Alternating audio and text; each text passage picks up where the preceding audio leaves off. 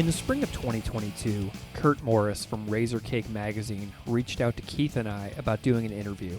We were thrilled to accept that invitation to talk about the podcast, and we in turn invited Kurt on the podcast to be our guest to discuss Ego Sum Papa on episode 78.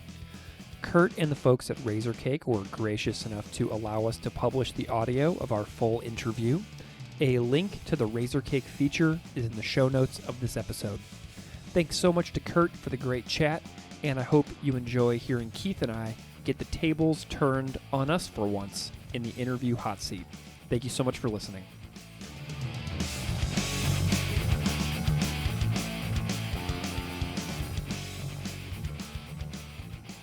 People are like, how did you get into punk?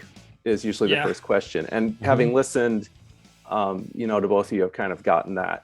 But I'm more interested in given your obvious kind of left-leaning politics for both of you, I'm interested in who or what got you seeing things in a way that would more likely side with where propaganda's from politically.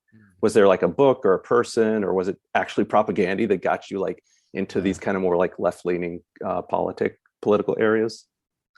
I mean, I think I had been exposed to a number of things before propaganda. But I didn't understand it. Everyone had Rage Against the Machine's Evil Empire. Yeah. But, looking at the books, the photographs of the books inside, the lyrics, the references, it didn't really mean anything to me. It didn't connect.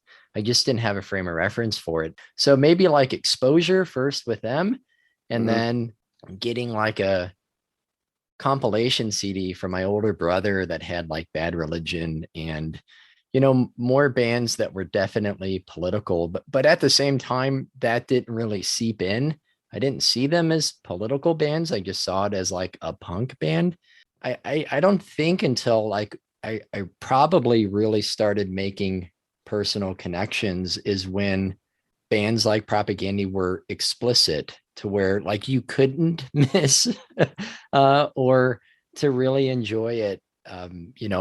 So if there was a book referenced, then there was a follow-up or a blurb, or there was the CD-ROM content, or there was kind of everything else that they made it easier to dive into. So when I found them, I didn't know a lot about what I thought of the world. Being exposed to a lot of ideas. I was in college at the time, and even being exposed to things that they were challenging me with, I would still make jokes about vegetarians, and think more meat for us kind of thing, which I was totally missing the point of listening to this band that was oh, wow, this is awesome. This is so good. But still stuck in that kind of holding pattern of everything else that I had thought before. So I think there are probably some other bands as well, but in terms of okay, who's going to make me do the work and who's going to make me go a little further? I mean, I don't know if there's anyone else more than them. Yeah. Yeah. Good. Yeah. Cool. What about you, Greg? For me, my awareness of stuff like that didn't really come until college. I floated through high school. I didn't really have much of an intellectual orientation whenever I was in high school, except for maybe, I liked bands and I liked lyrics and I liked music, but I was far more into the emotional struggles of individual people and the banality of society and how and depression within music. I was really into bands like American Nightmare and stuff like that, and being together with your friends. I was really into Bane for a long time. And Pennywise, Unknown Road. So the themes in albums like that, where Pennywise talks about the degradation of cities and stuff like that within the album Unknown Road, I was kind of seeing that there was this idea of a crumbling of society that was happening, but like all the while I was like ensconced in like this suburb outside of St. Louis, and I was like I was like going to like a brand new high school that cost tens of millions of dollars. So I was just kind of like hearing these things in the music I was listening to, but I was really just about like, fast music for short attention span kind of stuff. Yeah.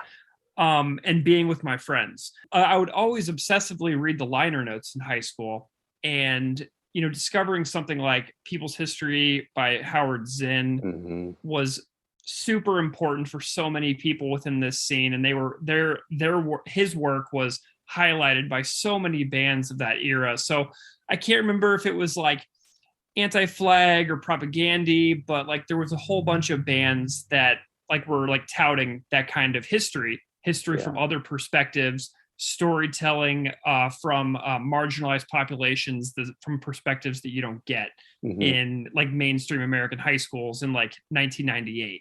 Yeah. I started trying to actually make an effort to read those things in my freshman year of college at the University of Missouri. And a moment lingers with me when I realized that history and society and sociology and politics could be exciting, was that when I had this college professor at the University of Missouri who was talking about Andrew Jackson during a lecture one day, and all of a sudden he starts saying, and it was bullshit.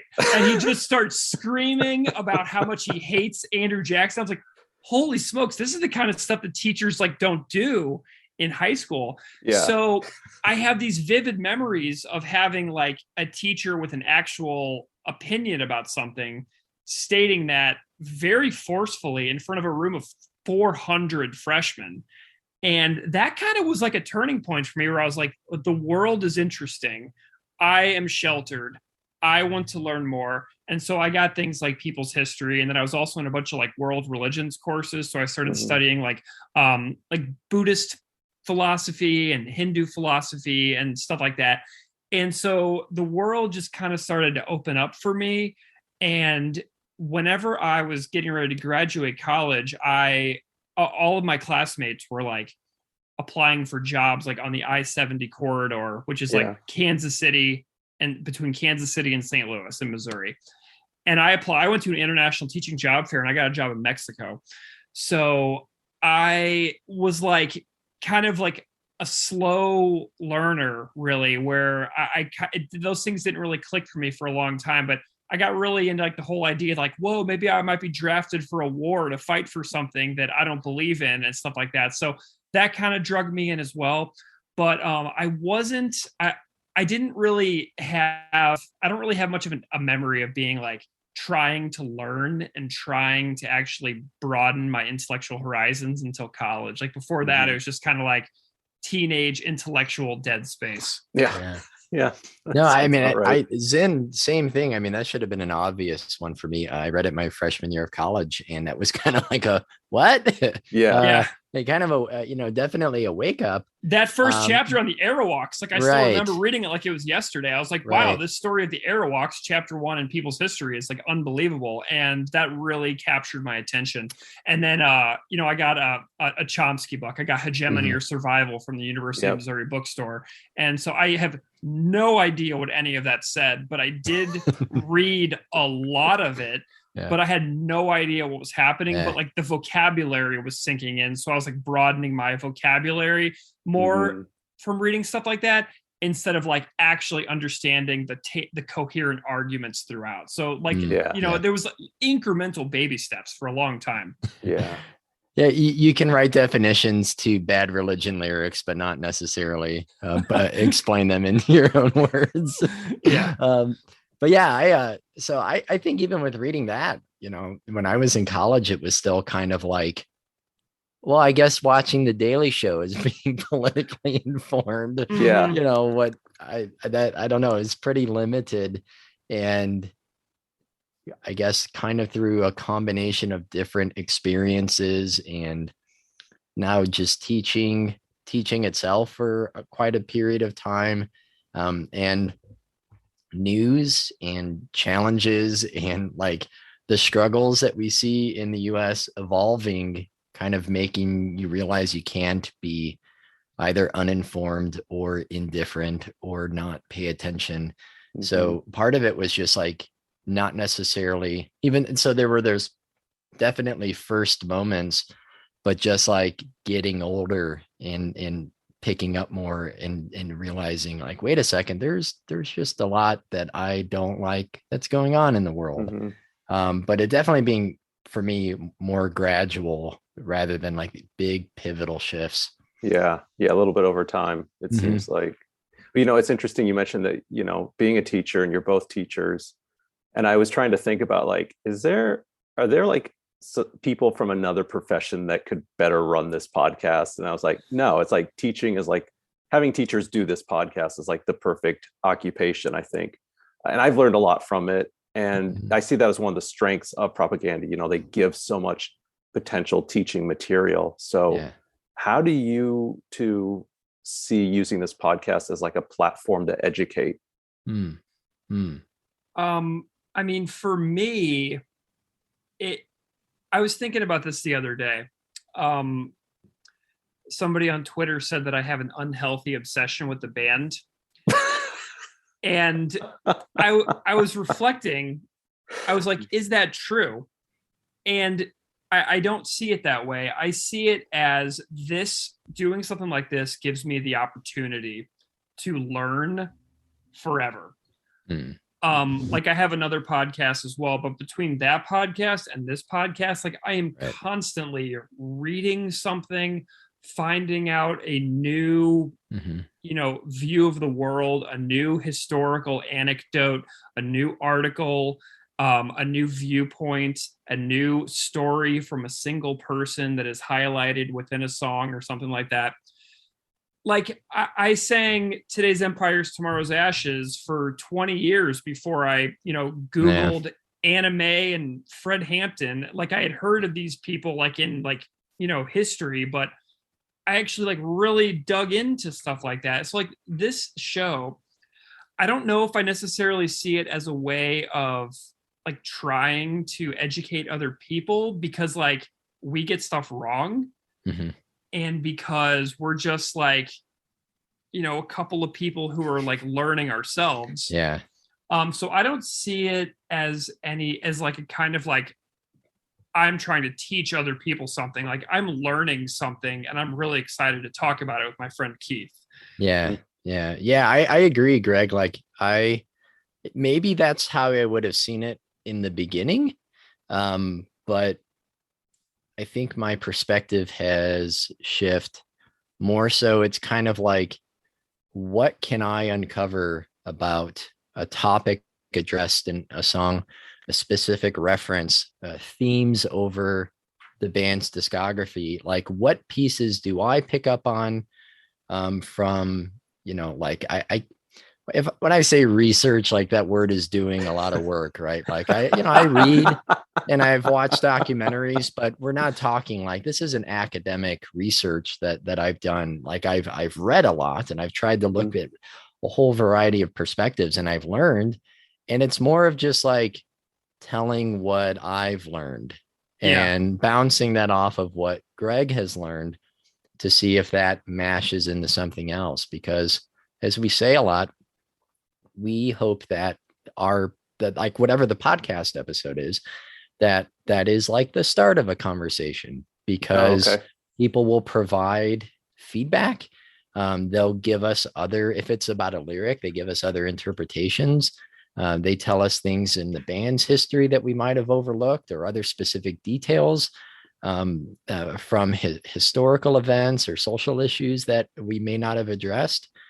Because originally we had this plan to have like 40-minute episodes, which is really funny. We're like, I think we could do like 40 minutes, and obviously it just grew and grew because or 5 times that. Yeah, right. There's no way to talk about Mate Ka or refusing to be a man, or about any number of songs in like a 30-minute NPR length podcast. It's just just not possible. So we've gone longer and longer, but we still can't address everything that needs to be addressed, especially if there are things that we're only learning about now. So it's more of like, yeah, I like to think of it more as maybe just learning with the microphone on. And people give us feedback, and there are probably things that we could revisit and circle back to more to add to. We haven't done that too much unless we really realize, okay, there's something we recorded early on and we overlooked something, or a guest reaches out and says, hey, this is my familiarity, or this is my area of research, can I contribute? So then we've gone back, and Greg has done an interview, but I think it's definitely about starting a conversation and starting research, and maybe encouraging people to find things on their own, rather than that to be the settled final interpretation, right? Or all there is to say about something. But that is what good teachers should be doing anyway, is kind of starting the conversation. Although I think, unfortunately, too many times students think that what their teacher says is the end, and no more discussion is needed. Right. One of the things I was curious about just is as I've listened to so many of these, it's just I started thinking about the nuts and bolts of it. How do you even how does an episode come together? Oh man. How do you choose a song? What does the research look like? All that, how much of it is scripted? Because sometimes it sounds scripted, not in a bad way. It's very scripted. Is it? Okay. Yeah. Just all that kind of stuff. How does the episode come together, especially with this stays out of the interview. We can't blow our cover. I tell everyone I do an interview with, it's very scripted moments podcast. So if they messed up, we'll take things out. How is scripted is unscripted. So I can kind of walk through the process here, but I was also thinking about an example of how Keith and I look things up before the episodes. This kind of answers a little more on the last question. Yeah. An episode like Mutual Friend, which is a largely forgotten song within the Propaganda catalog. We came at that and we found research about the alcohol industry. And I found stuff about alcohol and beer that is not vegan or is vegan. And Keith came with a whole body of research with union busting alcohol companies. So when we look up songs and we come together with our notes, it's really shocking because you'll think that all of our stuff will overlap, but we will have come at it from two completely different ways. That's cool. And what we know is that if we did this with any other obsessive person like us, that they would have come at it from 10 different other angles. You know what I mean? So we're just two people that could come at it from our two angles, but we know that every person who could be doing this would have different angles as well. Right. So it's there's so many angles and entry points within these songs. It's really amazing. So I just wanted to throw that in because that's a specific example for how our prep work and research beforehand oftentimes doesn't overlap at all. So I just wanted to add that. But as far as putting together an episode, it is a long process. So what I'll do is bank interviews with guests. I'm reaching out to people often about doing an interview, finding a song they want to be on, and scheduling it with them, emailing back and forth, finding a time, making my interview questions, sending those questions to them. They say, yeah, this all looks great. We hop on the phone, we do it. Usually takes about an hour, in and out, 1 hour, download the audio, put it into a GarageBand file, name it as the name of the song. And then oftentimes it sits there for months. Wow. 3-4 months sometimes. Plus you did a lot that first summer, first year. Greg did so many interviews. I was interviewing every other day easily. Wow. And so then sometimes what happens is another person who I really want to have on the show says, I want to be on that episode also. So I'm like, okay. So I already have this other interview. This other person wants to do it. And I'm like, okay, fine. So an example of this would be when Mitch Pollack from the CBC said he wanted to come on and talk about Potemkin City Limits. Right. So I record Mitch's interview, drop it in the GarageBand file. And then Kobe Linder, the drummer from Say Anything, says, hey, I really want to do Potemkin City Limits. It made me vegan, and like I'm involved in the fitness industry and veganism now, so I have this angle. So I was like, oh, Mitch has this broadcasting story. Kobe has this vegan fitness story. And so I get that. And then David Tkach, who used to be in Giant Sons with Beeve, says Potemkin City Limits is my favorite song of all time. Can I be on it? And I'm like, Giant Sons, we're on G7, gotta get David on the podcast. So then I get David's interview. So then I have 3 interviews, all of which are 45 minutes plus, just sitting in a GarageBand file, completely unedited. Then I start reaching out to people about like doing a cover version of the song. So I got this this guy named Darren reached out to me, and he's like, hey, here's my acoustic version of Potemkin City Limits, put it in the episode. So boom, then I get the cover and I throw that in the file too. So then I say to Keith, all right, Keith, next week we have these songs that we can choose from. Yeah. And I tell Keith all the episodes that I have banked interviews and cover versions just sitting in a GarageBand file. Then so I respond 5 or 6 days later. I respond to his text message. Yeah. And then Keith and I are like, which one is the least amount of intellectual energy? Every week we think that. Yeah. We're like, which one will be the easiest? Surely this might be satire. Will be so easy. Ska Sucks Part 5. Surely Leg Hold Trap won't be hard. And so we often kick the can down the road on episodes for months. Like we procrastinated Mateka, Marisaku, and Rasakan so many times. Okay, Everywhere procrastinated so many times. Dear Coach's Corner procrastinated for months and months. Potemkin City Limits, we couldn't even fathom making that episode.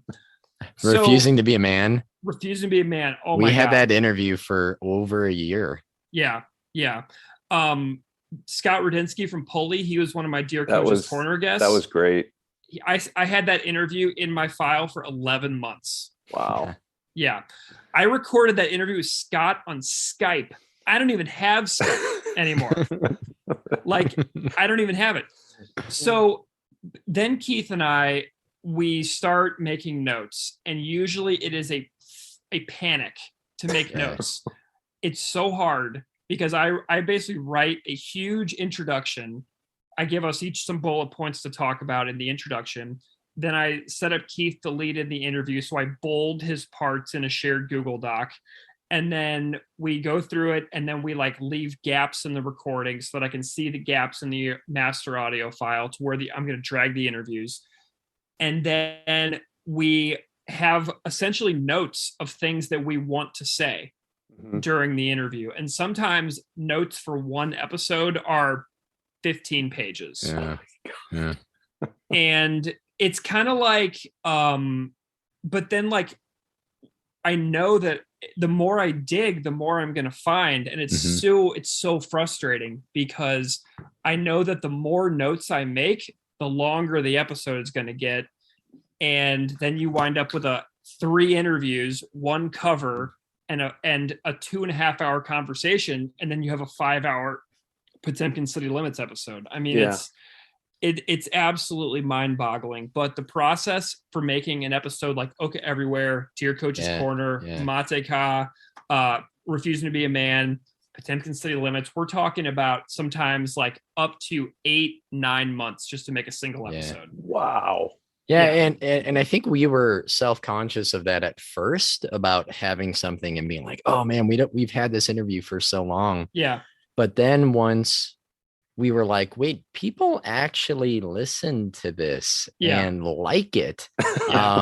So then the responsibility and the priority shifted to where we kind of knew where there was like a few episodes. It's like, this isn't ready yet. Like, I think not just, our notes, our thoughts, like our interpretations, the resources, the things we came across, like those things weren't ready, but also just like the right guess, like speculative fiction. You think that one would have been just like a no-brainer.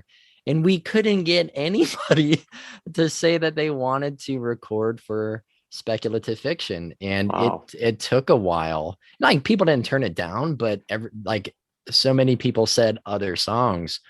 And until we talked to Wob Rice, and then it just kind of got the ball going on that one. And sometimes that happens, like we have pieces and then it fits together. Sometimes something happens and then all these other pieces come together. Greg does so much work, Kurt. Like I'm like the skanking guy from the Boss Tones. I am the moral support. I used to edit quite a bit. I would take an interview. If there were any choppy parts, if there were long pauses, if there were a lot of breaks or whatever, I would edit things out. Our conversations, I would edit. And I did that for quite a bit for the first year. And just my son, it was born in December of 2020. And like, it's only gotten harder with him getting older. And I mean, at first I was like, oh, he's sleeping all the time. I would just edit. Like all he does is sleep. This is great. Parenting's easy. And then I was like, oh, wait, like you wake up and then all you do is cry and then you don't sleep ever. So then I took a back seat with that stuff, and Greg does like all of the technical behind the scenes online, the hosting, the posting of all of the actual podcasts, that all that stuff. He does that. I contribute to the art. I've done most of the art, which is just like thinking of an idea of a picture that somehow relates to it. Sometimes it's obvious. Sometimes I'm like, dude, I don't know what to do. I'm like that. Graphic design is my passion meme. Like I don't, it's like word art, I don't know what to do. And then what has been cool is that so many listeners have volunteered things, whether it's just like a voicemail or a 5 or 10 minute interview or art or a cover. We got to shout out Jamie Fougere big time. Yeah. And Fred Van Shee and Justin Santoro. We've worked with some awesome people that do great art. Yeah. And like, then people, it's then felt more collaborative, where I think one is great to have people contribute, but I also think people just feel like part of something that they've felt very, very thankful and appreciative to be able to share a cover or to create some visual, a piece to accompany the episode whenever it's released. So like quite a bit of that has that evolved. Greg does the vast majority of it. And lately it's been weird, because just since like February, we just haven't recorded consistently. But when I think of like the research side of it, I keep notes in my phone for like things that I want to think, like that I think about, like I'm like, okay, when something really important, like related to Potemkin city limits, so then I have like these, like at least bullet points in my phone that I can come back to, that I don't want to forget, whether it's just like a personal connection or something to research or something that I want to think about. So I kind of have a list like that going. And then it's for me, because like I said, it's not academic, it's not scholarly research, it's more stream of conscience for me, to where I think, where do I go and where does that lead me? And it kind of branches off from there. So I end up maybe finding things that I wasn't necessarily expecting to read about by the time I've like finished, looking up things for the, for an episode. So it's kind of a weird, organic, meandering path that I don't always know. Like if it's a song about like animal rights or a specific event in history, but something perhaps a little bit more, I don't know, visceral and personal. I don't want to step on the band's own personal stories. I don't want to provide interpretations that I'm saying are like, here it is, here's what the meaning is. But I more of like what connections can I make? What are some references I can explain? What are some possible interpretations? And then is there anything that like, particularly resonates with me? So in that way, each episode can be a little different. It kind of depends on the topic. Yep. Yeah.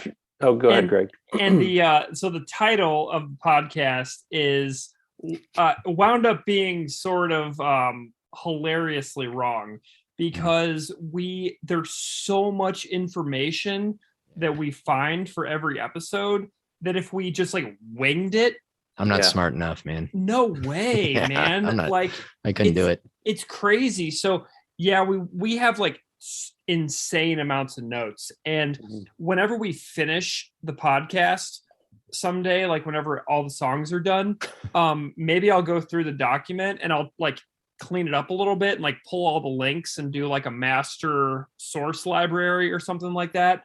Because we have it all. We have all the sources and all the links and all the notes and everything. So it could be like an appendix, like this is the Refusing to Be a Man appendix, and like every single source that we found.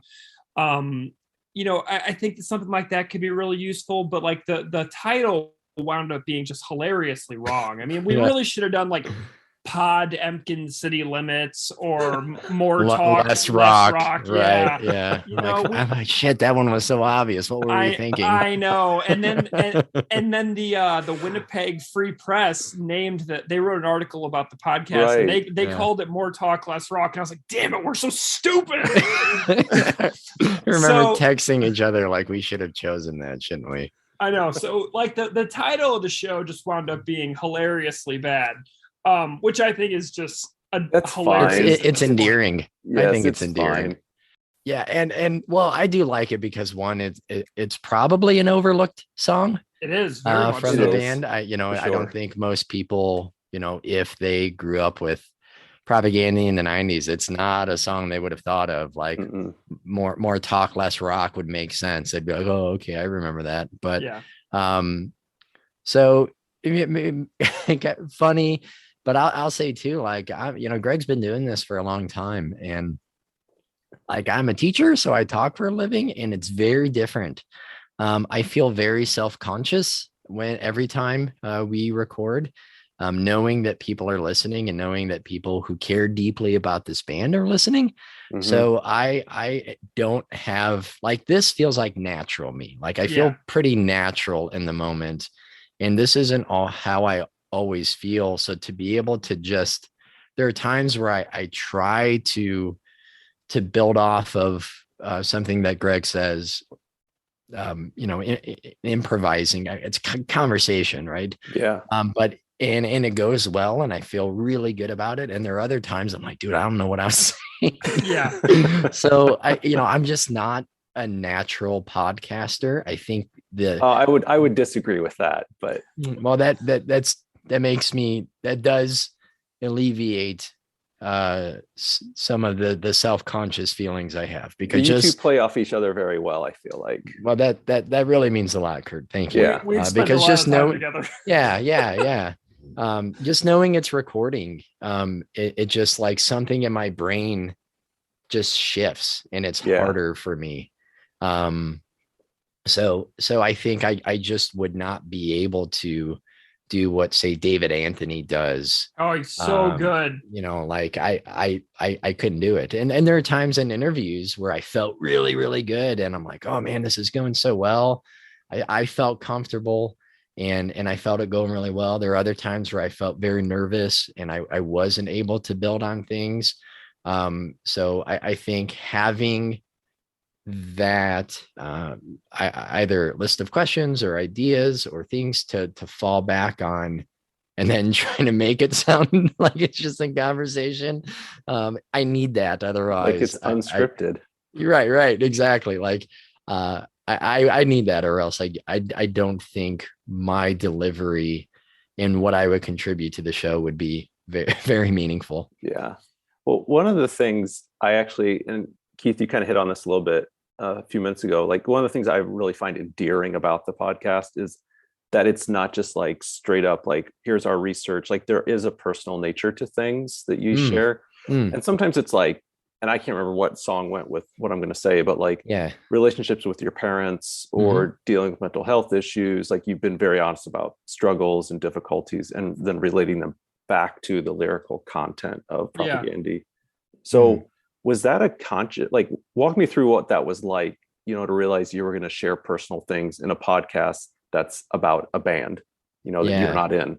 Yeah, that's a hard question. And I think that was probably very gradual because like I think that one of the times I got the most personal, I think it was around, so the last Will and Testament episode was very personal for me because I was talking about watching my grandfather die. And that was a really intense episode for both of us. I think I remember it being. And then another one was the This Is Your Life episode. And right, like when we recorded This Is Your Life, I was like 3 days into a marital separation. And I was also like rebuilding a relationship with my mom and dad, who I had been somewhat like estranged from for quite some time. And so those things for me, I felt like it just started to become a very therapeutic thing for me to kind of process these like rifts in my life that were sort of like one rift was growing and one rift was reducing. And this just kind of became a place that I could process those things. I didn't set out to make this show about me because my other podcast, I'm just like interviewing professors about their books. And there's very little of my personal life that goes into my other podcast. But then this one, the way this band is so important to me, and I've learned so much from them and like gained so much emotional and intellectual depth by like having them challenge me throughout my entire life, that it just brings these things out of me. And I just like have this like compulsion to share in a way that I didn't expect. So I think that was a really gradual thing for me over time. Yeah. What about you, Keith? Yeah, I guess I have this thought of maybe at least retroactively thinking like, hey, well, you know, this is just my personal connection. This is what I think of. This is something that comes to mind because I wanted to be clear, like, you know, I can't and don't want to tell the band's like personal stories because I don't know them all. Like if it's something they've shared in an interview or even in Chris's podcast, I don't want to retread all of that. Like we'll plug details and trying to encourage people to listen to that, of course. But maybe if there's something that it reminds me of, but definitely I would say like, or maybe I felt a shift would be like Negretto, to where that was more talking about some personal challenges with like family loss, and like losing a family member who was a very, I mean, we're all flawed people, but was like a very, you know, divisive, flawed person that, you know, you still love. But, you know, you have these like complicated personal connections and memories with. And I mean, that's there, like to me, like that's kind of the song is caring about someone and seeing them fall apart. And yeah, I guess I'm not in therapy. I think I've realized this is therapy, and I'm serious, Kurt. Like, I've talked to Greg about it. Like, I think, I mean, what, a month ago? I don't know. Like ever since, I won't go off on a tangent about this. I've struggled heavily with the war in Ukraine. I knew you were there. Yeah, and I think that coupled with just the challenges of home, work, everything else, has been like this just exhausting experience. And you know, realizing like, I don't have many tools in my toolkit to process. Like it was just always a joke of like, I just have a couple beers, and eventually it's like, I don't know. I don't know if that's what the precedent I want to set in front of my kid. I don't know if that's actually going to fix anything.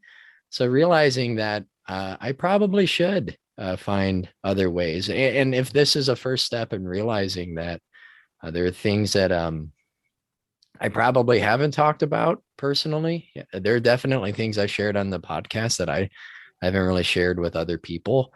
And there is that danger and self-consciousness of being afraid of making it about us. But I think we've also tried that. I think we're so far into the show, like that people who listen kind of get what we're doing, or they get why we're doing it, to where, if things had been different, because it wasn't like that from the beginning, but it kind of became a way of processing and coping, and like not being around people during COVID and not really having some sort of outlet, it perhaps evolved into that in a way. So I think most listeners have been pretty supportive of that, because the feedback that we have received is like, stop complaining about the episodes being so long. Like if we didn't want them to be, we wouldn't listen.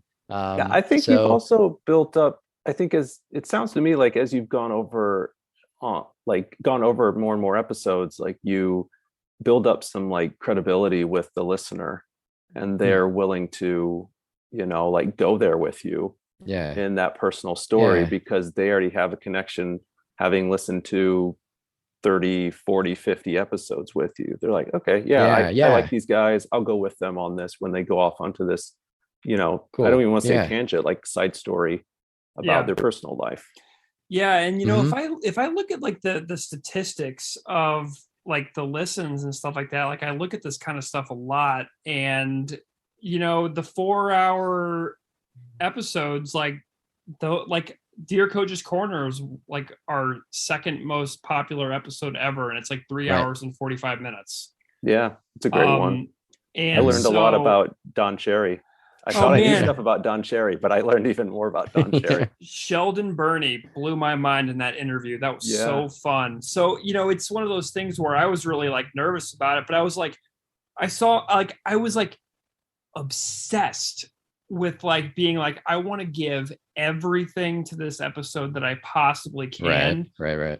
I don't want to put out something that's 2 hours whenever I found 4 hours worth of stuff, because like, I want to give everything that I can possibly find, so that when it's out, like, I feel like I'm not being like, oh, I wish I would have done whatever. So, I just kind of go where the story and the song takes us. Take you and go whichever way the spirit of propaganda leads. Right.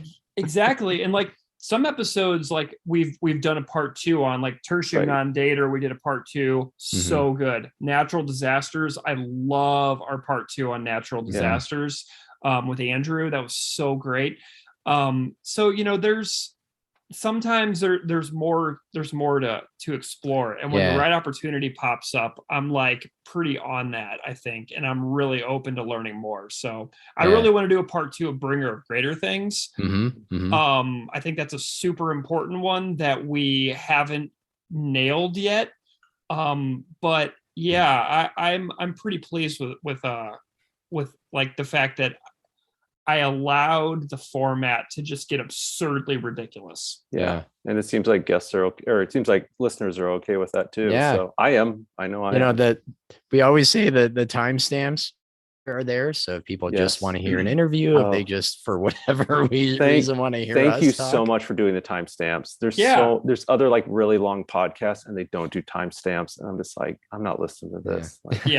Timestamps are great. Yeah, I think the last one we did that was really long was Potemkin City Limits, right? Like that was probably the last really big one. And I think that was probably the aside from some interviews, the episode I probably got the most personalized feedback from. Like a lot of people DM'd me on either Instagram or Twitter just to say like, hey man, like this is, I really love the conversation. A couple people said vulnerability, which, I think the introspection and the honesty, if propaganda before were maybe outward and antagonistic with it. I mean, it's clear in their interviews, but also in the music now that it's far more introspective and like the personal challenges and the being honest with yourself. And I don't know if I've had a long form conversation out loud where I've just been like, yeah, here are things that I think about and personally struggle with, and I know are challenges and I want to do better on, but I'm not. Yeah. So I think even just having that chance to kind of practice what maybe the band is suggesting or encouraging, that's kind of how I see, maybe that's how I see the personal side a little bit more. Certainly not eclipsing the lyrics or their stories, but it's more of just the practice of that. Well, I think that's just one of those things though that makes it a little bit more, I mean, sharing the personal stuff makes it a little bit more intimate, makes it more unique than just like, here are some facts, here is an interview, it's like you're real people and lets people like be able to relate to you. Yeah, cool. I'm curious, considering how many dozens of propaganda songs you've already gone through, in the research aspect of it, what's been something in their lyrics that has surprised you the most? Was there something that you, as you were researching and going through the lyrics, you're like, whoa, like, and maybe even caused it to like have you change, like all of a sudden you're like, no, this is like my number one favorite propaganda song because of the time I put into it? So like I have an immediate example. Yes, let's hear it, Greg. So when you grow up listening to propaganda, it seems as if they are singing about the world out there, right? It seems as if all the songs are about all of the huge problems that are facing our species and our civilization.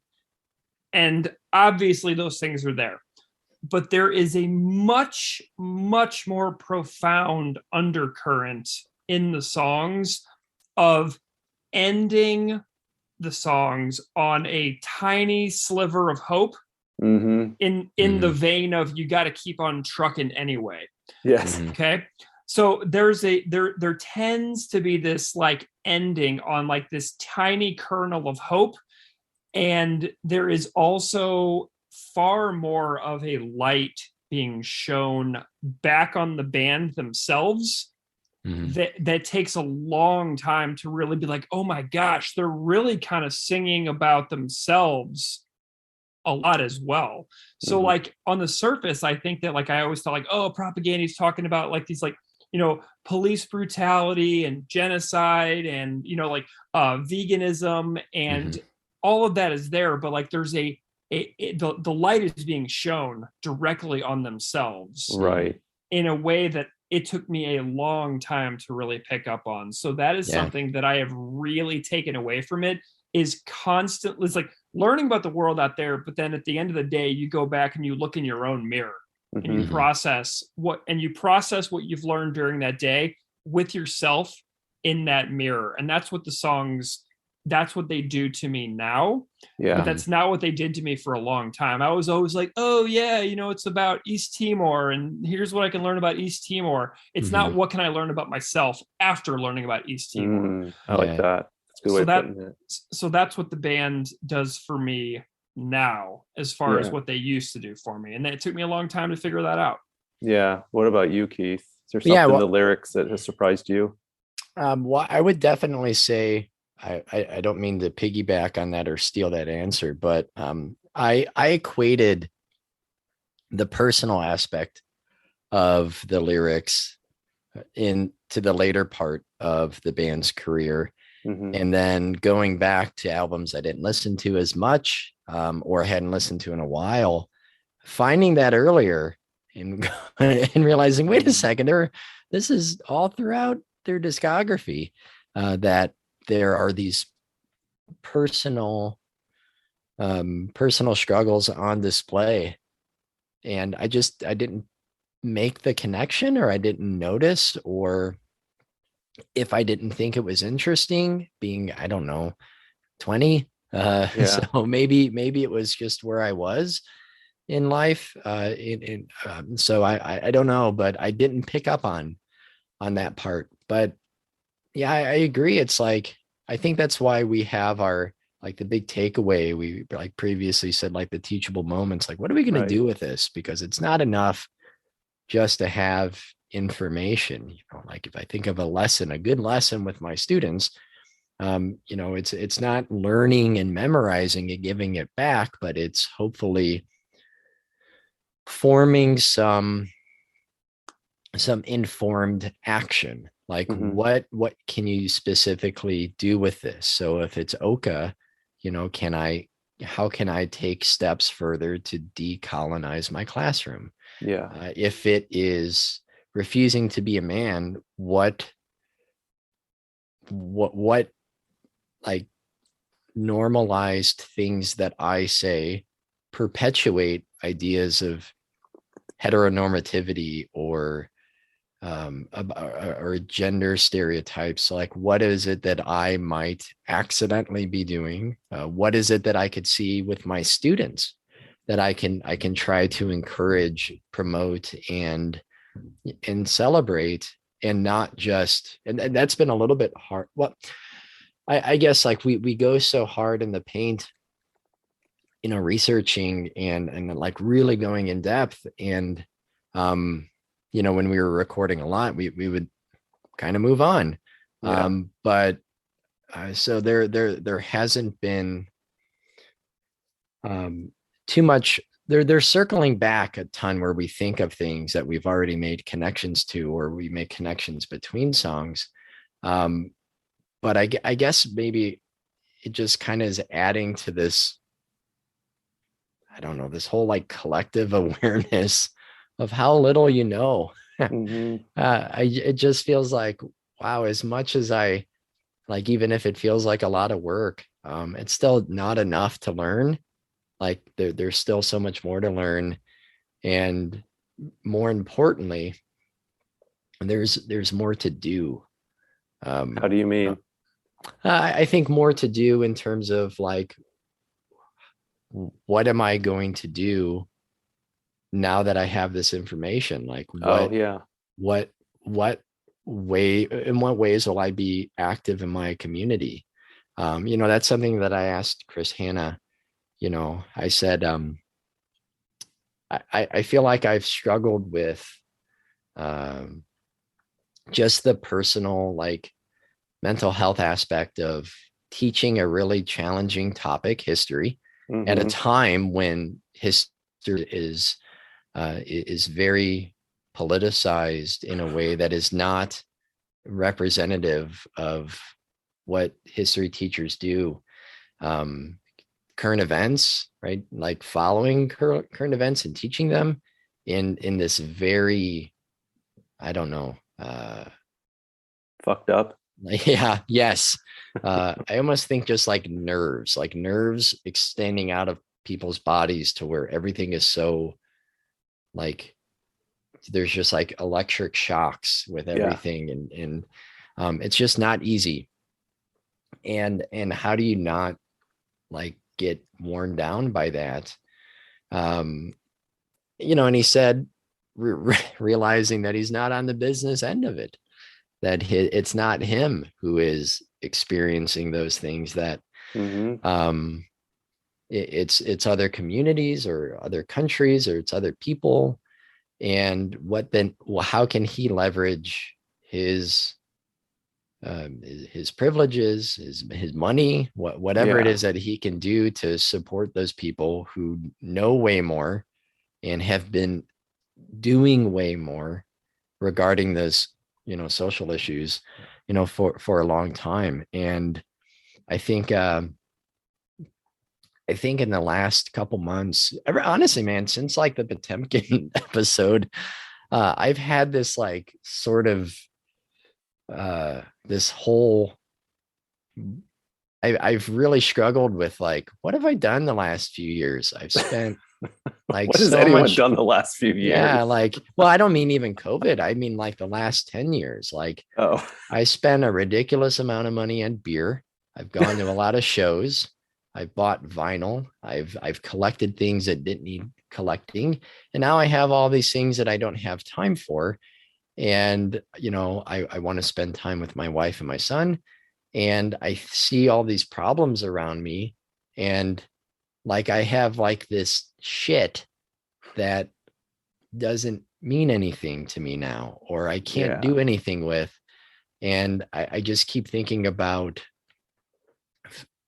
being honest about finding a balance with like time and money and attention to where you can really meaningfully help those around you in a way that like helps you feel good, but it's not about just the selfish feeling, but knowing that you're not just fucking buying a whole bunch of beer and death metal records and going to shows in Chicago every week.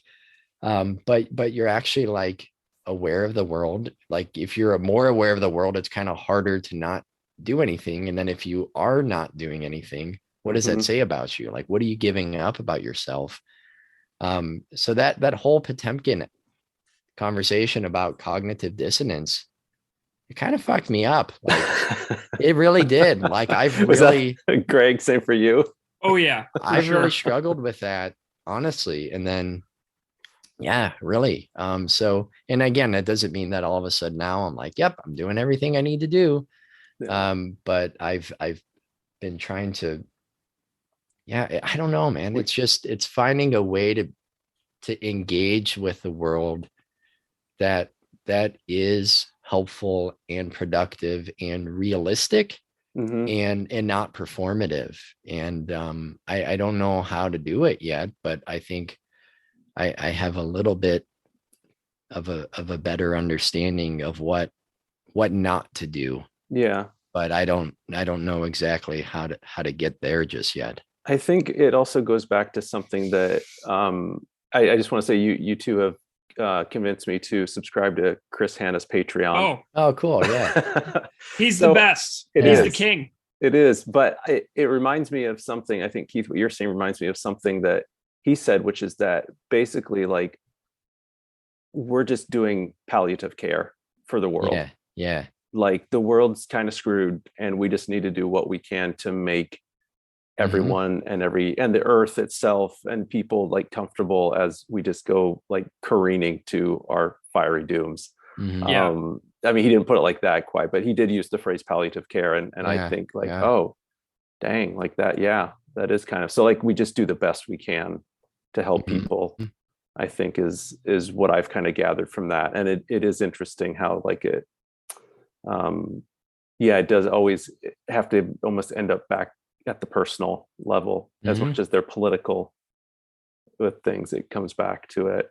Yeah, and it's like, do we contribute anything good by, spending so many hours of our life making a podcast, or what could we be doing better with our time? And like, I just love making this so much. And it's just like become like this, like almost essential ingredient of my own happiness. And so I'm like thinking, what could I be doing more to make my neighborhood a little better besides doing this? But like, there's so many things that I could be doing, but this is like so enriching for me that like, if I wasn't doing it, I would be even less productive in my neighborhood, because I would be missing something that I loved doing so much. And, one day we'll run out of songs and that's great, because then we'll be done. But like, then I will have like a bookended closure, and I will have made so many connections and friendships like all over the world. Like 2 people that I've met through this podcast, I am going to Canada with in like 2 weeks to see Propaganda in Ontario. And had it not been for the podcast, I wouldn't have had these people in my life who are now like really good friends. That's awesome. So like there are actual tangible relationships that are being built by doing this. Greg, you just read my mind, because that was the question I was going to ask. Because through listening to Propaganda, and then also I got to admit, listening to your podcast, I've actually gone to a vegan diet. I was vegetarian before, but just like cut out the eggs and cheese. Yeah. And, found my politics over the years moving more and more to the left because of Propaganda, and, listen to the band and researching what they're talking about. But so, I mean, obviously it was like, for Greg, for you, it's like, you've made friends through this podcast, but how has the band more specifically like affected your life? Are there tangible ways that you're like been affected? I mean, absolutely. Because Greg, you went vegan, right? I did. It is an adventure. I'm learning a lot, and I still, you still struggle with like figuring out all the things you can, it's just little adjustments here and there. Right. And so I'm still navigating my way, but yeah, I did. And I think I'm like, man, 3 months in, like to being vegan, and, was vegetarian for years before that. So, I've just enjoyed new forms of cooking. I have enjoyed a lot of restaurants in Buffalo that offer, fabulous vegan food. So I've been getting out and about and trying new places and meeting new people. So there's a lot of relationships to be made by, exploring new stuff within one's own immediate surroundings. And it really depends on where you live to be what options are available to you. I'm fortunate that I live in Buffalo, which has a pretty decent amount of options, and it's so close to Canada. But yeah, that's definitely one of the ways for sure. I would largely credit their Let's Talk More Rock record with really making me think a lot about food in a way that my Missouri upbringing, where I had meat 3 meals a day for 25 years, didn't really allow me to think about. And then I started thinking about meat as an addiction in a way, to where it was like I was like having these like cravings for like bratwurst and stuff like that, and I'm like, this is so odd. And then I started to be like, am I like addicted to these sensations because of the culture of food that I was brought up in? And it was just really wild to think about the way that food and certain tastes and textures just become so ingrained in your existence that it's almost like unlearning a totally programmed second nature thing. So it was really hard.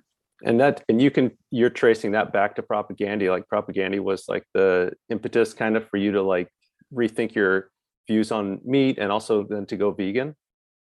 Well, the vegan thing is still pretty new. I've attempted veganism many times in the past, and I would always make it like couple weeks, and then I would like be in like the drive-through line at a breakfast place, and I would like get like an egg and cheese on a English muffin or something. Be like, I'm starving and I'm here now.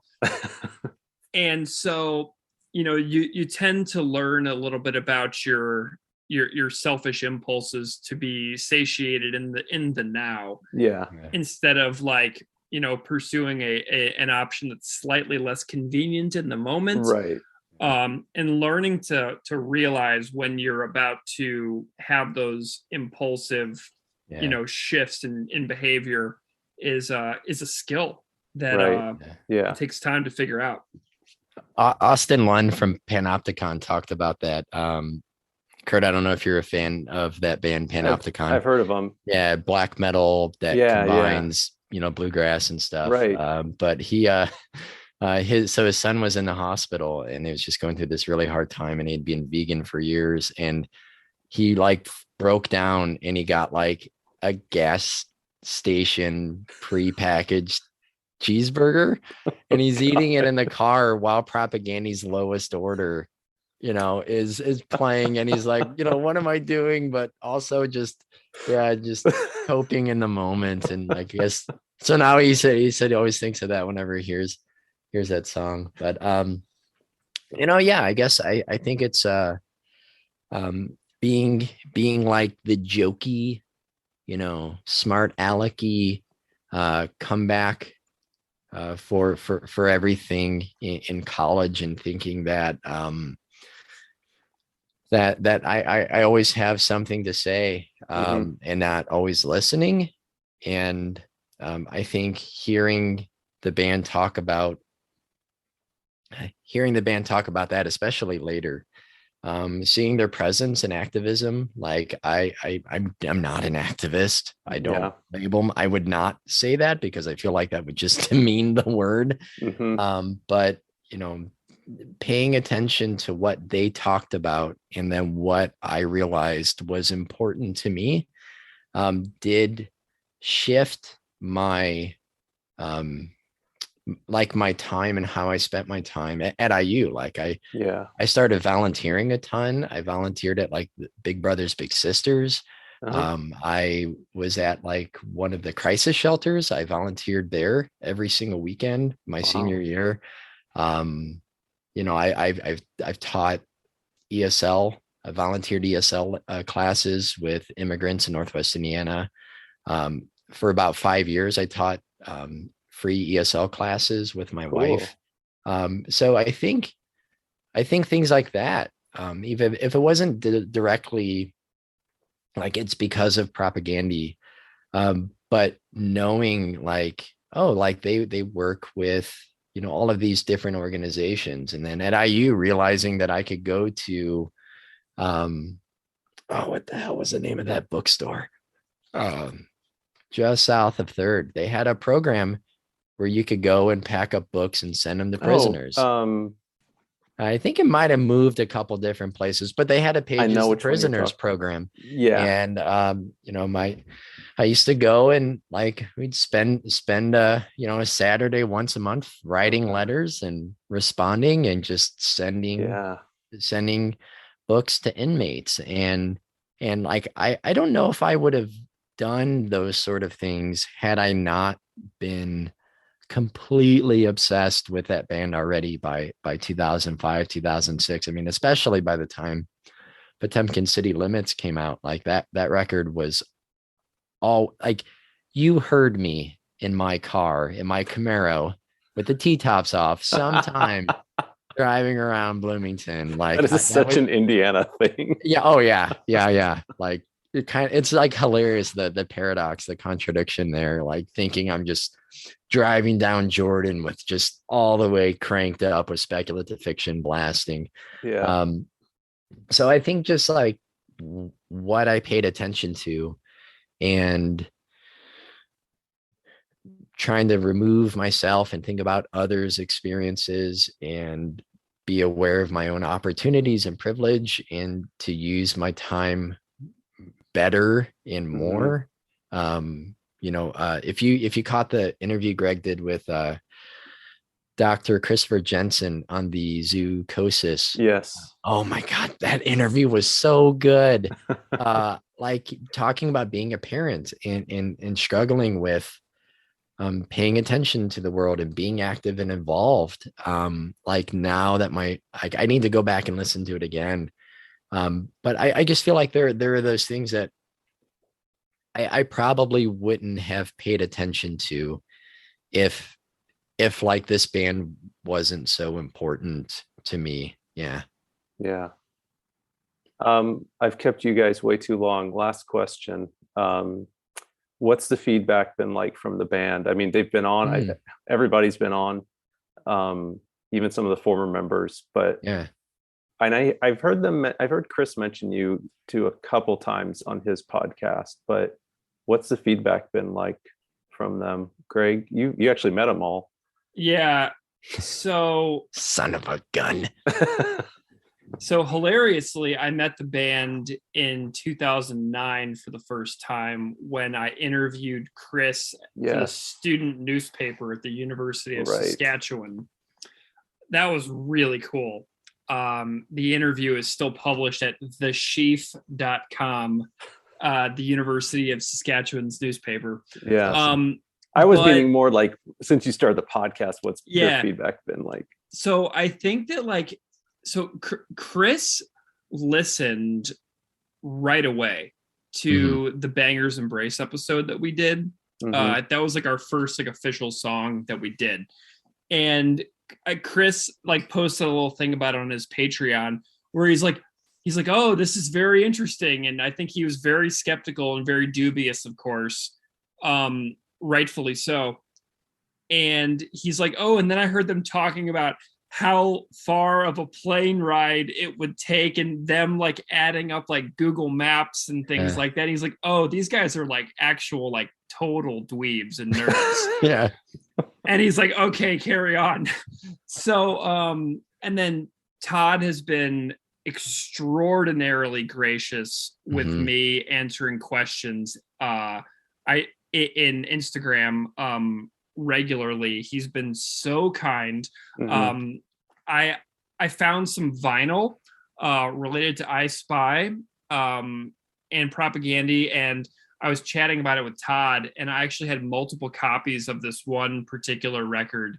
And Todd's like, I don't have that. I was like, I will mail you this record tomorrow. And he's like, amazing. So like I've actually like mailed records to Todd, and I've sent them all like sticker packs and stuff like that.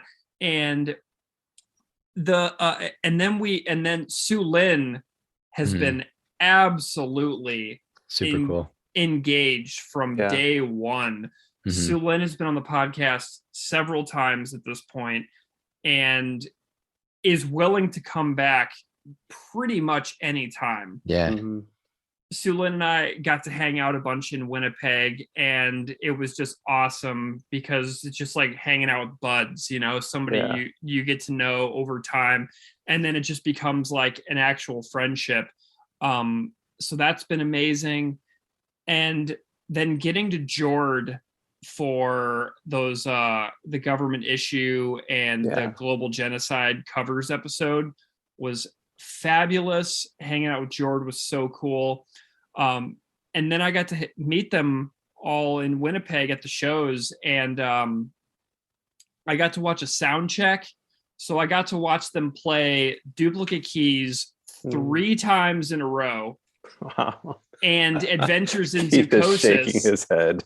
Yeah, so they played Duplicate Keys 3 times in a row, and then they played Braggart. Adventures in Zoocosis 2 times in a row. And I'm just sitting there in the Park Theater, like just staring at the stage, just like, what the hell, man? What did he mention on the Tartuffe? And then so the Tartuffe episode, Chris basically, I still haven't listened to it. He fact checked our Tartuffe episode in the most hilarious way. And because we got something wrong regarding an idea that I had in my brain that the beginning of Tartuffe was an homage to the band Saxon. Oh. And I remember that. And I was wrong. And so it's not about Saxon at all, but you got to listen to Chris's podcast because he debunks our theory in the most amazing way. So like I was dry. So he talks about how grateful he is that we make the show and like how it's like really, really cool. Yeah. How some songs he just like cannot even fathom listening to because we're talking about things that when Keith and I are like 37, 38 years old, and we're talking about things that he made when he was 20. Yeah. And he is not, a backwards looking person. Like he doesn't lean on his earliest works as like to like trot out some kind of like greatest hits thing. He is a continuously creative and forward looking person. Like when you go see a Propaganda show, they're going to play 8 songs off whatever the newest record is. And that's just how it goes. Like they played 0 songs from How to Clean Everything 3 nights in a row in Winnipeg. Nice. Good. None. Hometown shows, 0 How to Clean Everything. I was like, dude, you could like bust out, like stick the fucking flag up your ass and like you would like get this place raging. Yeah. But they were like, no. That's awesome. It was amazing. That's so awesome. Which I respect, because like I'm not going to name names here, but like I see a lot of bands and they're playing their classic 1994 or their classic 1998 record at the expense of every record that came after that, records that in my view are far better than their 94 record or their 98 record. And I love that Propaganda doesn't do that, but Beeve has been on several times. Beeve is so cool. His guitar building bonus episode that he did with me, loved it. Yeah. And then we got a very polite decline from John K. Sampson. I wondered about that. I've written, I sent notes through friends, and the answer is no, and I have 100% accepted that. But John K. Sampson, for anybody who doesn't know, has a great interview that he did about 10 years ago with Larry Livermore from Lookout Records, where he talks a lot about Propaganda. So if anyone wants to find out an interview with John where he talks about Propaganda a lot, find the Larry Livermore interview, and you'll largely find some of the answers to the same stuff that I would ask him. Yeah. So John is the only sort of like holdout, but we got Conrad Sichler, who was the singer in Toothpick Hercules, which was John's first band before Propaganda. So there's a lot of John K. Sampson stories in the Leg Hold Trap episode, which I think is a tragically underlooked episode in the podcast, because Conrad is listed as the 4th band member on How to Clean Everything in the liner notes. So if you want 2 hours of How to Clean Everything stories, you cannot find a better episode than Leg Hold Trap, which is pretty wild. So then once I had all those interviews, we've compiled them into a complete band interviews 8-hour-long bonus episode, where you can hear 12 interviews in a row in the order that they appeared on the show. And then since we put that out, there's been 2 more band interview appearances. So Todd came back on for Fuck the Border. Right. So I have to do, someday we'll likely do another complete band interviews volume 2, because there's been 2 more appearances by band members since the complete band interviews episode came out. I'm going to take I think I'm going to take that complete interviews podcast and hit play right before I go to bed tonight, and just have that be my alarm. Like once it's done, I'll just wake up. 8 hours. Yep. 8 hours. 7:55 actually. 7 hours and 55 minutes. There's actually an incentive that if you listen to the whole thing, either Greg or I will come and live with you. That's Dude. So the feedback has been really good from the band, and the support from the band has been really good. And I remember messaging Chris, because I'm a middle child, so I overthink everything. I just am like, I want people to like me, but I also then I'm afraid of like doing too much for people to like me. Yeah. So I remember just saying like, I feel very weird, as if I have attached myself to the band in some way, because I'm not a musician. I wasn't there, like I wasn't like a friend going on the road with them. I didn't grow up there. Like there are people who are so more suited to do this from Winnipeg or elsewhere, from Southern California or Chicago, wherever, who could do this probably way more than I can, who have more experience or knowledge. So I felt like very self-conscious of being like tethering myself to the band.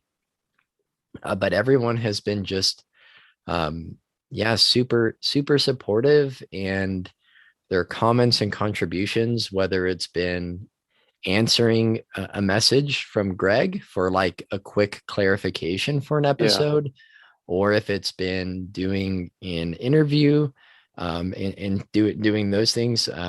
Chris shared with me that when I interviewed him, that he kind of wanted to create a buffer between the band and the podcast, because he was wary of it seeming like sharing a project. But I think he like early on shared on social media and on his Patreon, and he's mentioned it, but hasn't continued to do that just because I don't know, it's weird to do so. Right. Which I can get, see and I that. think people, anyone who would listen to a podcast about that band, like, I don't think we're going to gain too many new subscribers in the next year or so, or listeners, because I think it's out there. I think they've shared. I think Greg has liked every tweet ever that has ever mentioned propaganda,